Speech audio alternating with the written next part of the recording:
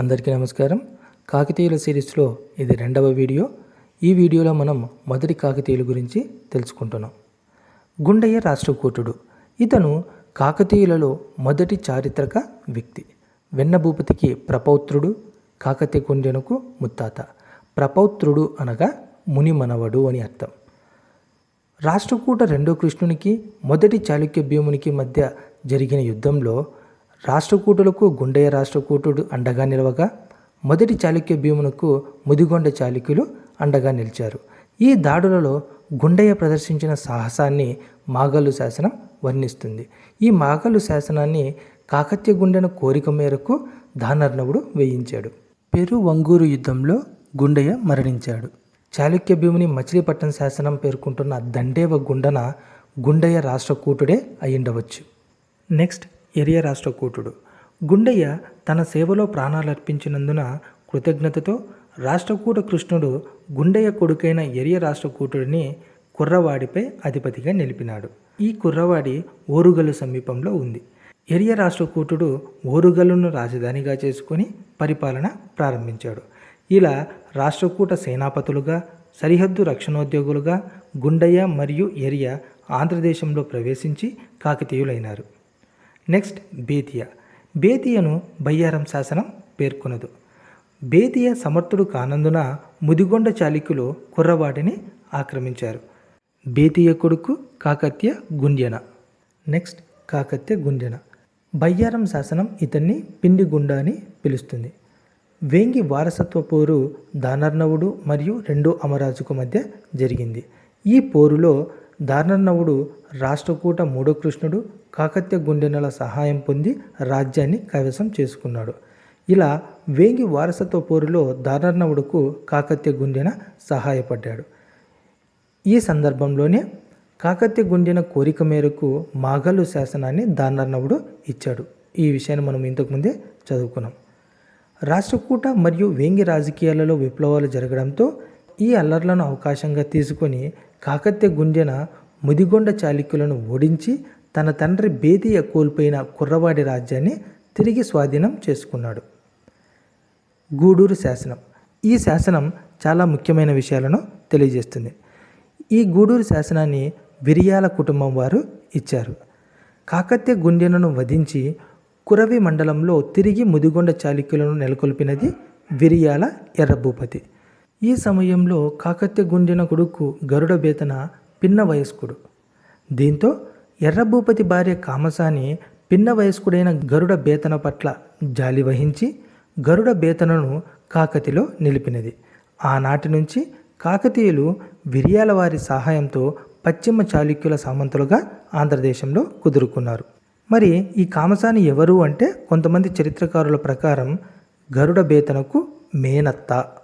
Next గరుడ బేతన. ఇతనికి మొదటి బేతరాజు అని పేరు. క్రీస్తు శకం 1052 వరకు రాజ్యమేలినాడు. ఇతని బిరుదు చోళ చమూవార్తి ప్రమతన. చోళ చమూవార్తి ప్రమతన. ఇతని శాసనం కరీంనగర్ జిల్లాలోని శనిగరంలో ఉన్నది. ఇతని మంత్రి నారణయ్య లేదా నారాయణయ్య శనిగరంలోని యుద్ధమల్ల జీనాలయాన్ని జీర్ణోద్ధరణ గావించి కానుకలను ఇచ్చినాడు. నెక్స్ట్ మొదటి ప్రోలరాజు. ఇతడు మొదటి బేతరాజు యొక్క కుమారుడు. ఇతని బిరుదు అరికేసరి. ఇతని చరిత్రకు ఆధారాలు ఇతనే వేయించినటువంటి శనిగరం శాసనం, ఇతని పౌత్రుడు అనగా మనవడు దుర్గరాజు వేయించినటువంటి కాజీపేట శాసనం. ఓరుగల్లు సమీపంలో కేసరి సముద్రం అనే తటాకాన్ని తవ్వించాడు. చాళుక్య యువరాజు 6వ విక్రమాదిత్యుడి దిగ్విజయ యాత్రలో పాల్గొని సమధిగత పంచమహాశబ్ద అనే బిరుదును, సమధిగత పంచమహాశబ్ద అనే బిరుదును త్రైలోక్యమల్ల సోమేశ్వరం నుంచి హనుమకొండ విషయాన్ని సంపాదించినాడు. నెక్స్ట్ రెండో బేతరాజు. ఇతను మొదటి ప్రోలరాజు కొడుకు. ఇతని బిరుదు విక్రమ చక్రి. ఇతని మంత్రి వైజ దండాధిపుడు. హనుమకొండలో శివపురాన్ని, అందు బేతేశ్వరం అనే శివాలయాన్ని బేతరాజు నిర్మించాడు. హనుమకొండలో శివపురాన్ని, అందులో బేతేశ్వరం అనే శివాలయాన్ని బేతరాజు నిర్మించాడు. బేతరాజు అనంతరం అతని పెద్ద కొడుకు అయినటువంటి దుర్గరాజు సింహాసనాన్ని అధిష్ఠించాడు. ఇతను బేతరాజు నిర్మించిన బేతేశ్వరం అనే శివాలయానికి కాలముఖాచార్యుడైన రామేశ్వర పండితుని పరంగా దానాలు చేసినట్లు ఇతని కాజీపేట శాసనం చెబుతున్నది. రామేశ్వర పండితుడు శ్రీపర్వత శైవ మఠాధిపతి. దుర్గరాజు చాళుక్య చక్రవర్తిపై తిరుగుబాటుకు ప్రయత్నించగా దుర్గరాజు తమ్ముడైనటువంటి రెండో ప్రోలరాజు దుర్గరాజును తొలగించి సింహాసనాన్ని ఆక్రమించాడని డాక్టర్ పరబ్రహ్మశాస్త్రి గారి అభిప్రాయం. నెక్స్ట్ రెండో ప్రోలరాజు. ఇతను మొదటి కాకతీయులలో ప్రసిద్ధుడు. ఇతని భార్య ముప్పమాంబ, మంత్రి బేతనామాత్యుడు. బేతనామాత్యుడి భార్య మైలమ్మ. ఈమె హనుమకొండపై కడలాలయ జైన వసతిని నిర్మించినది.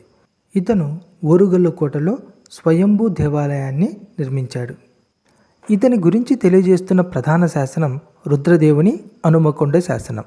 ఈ శాసనంలో యుద్ధంలో తైలపదేవుని పట్టుకుని విడిచినాడని ఉంది. యుద్ధంలో తైలపదేవుని పట్టుకుని విడిచినాడని ఉంది.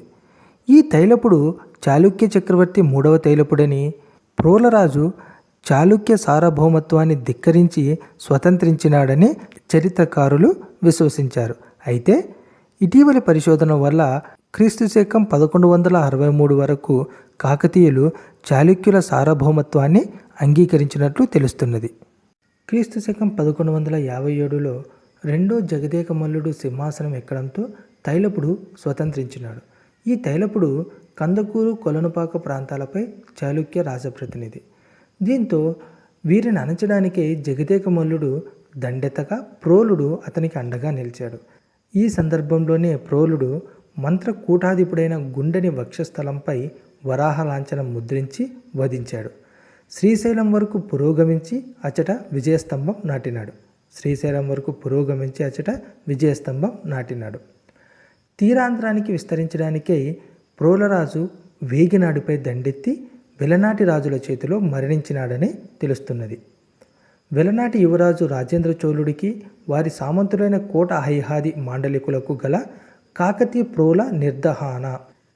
ప్రోల నిర్దహాన అనే బిరుదు దీనికి సాక్ష్యంగా నిలుస్తున్నది. ప్రోలరాజు మరణానంతరం రుద్రదేవుని సేనాని బమ్మిరెడ్డి ద్రాక్షారామంలో శాసనం వేయించి ఉండవచ్చు. ఈ వీడియోలోని ముఖ్యాంశాలను మరొకసారి గుర్తు తెచ్చుకుందాం. కాకతీయ గుండిన కోరిక మేరకు మాగల్లు శాసనమును దానర్ణవుడు వేయించాడు. గూడూరు శాసనం ప్రకారం కాకతీయులు విరియాల వారి సాయంతో పశ్చిమ చాళుక్యుల సామంతులుగా ఆంధ్రదేశంలో కుదురుకున్నారు. మొదటి ప్రోలరాజు బిరుదులు అరికేసరి, సమధిగత, పంచమహాశబ్ద. హనుమకొండలో శివపురాణి, అందులో బేతేశ్వరం అనే శివాలయాన్ని నిర్మించినది రెండో బేతరాజు. బేతనామాత్యుడి భార్య మైలమ్మ హనుమకొండపై కడలాలయ జైన వసతిని నిర్మించినది. రెండో ప్రోలరాజు ఓరుగల్లు కోటలో స్వయంభూ దేవాలయాన్ని నిర్మించినాడు. Thank you.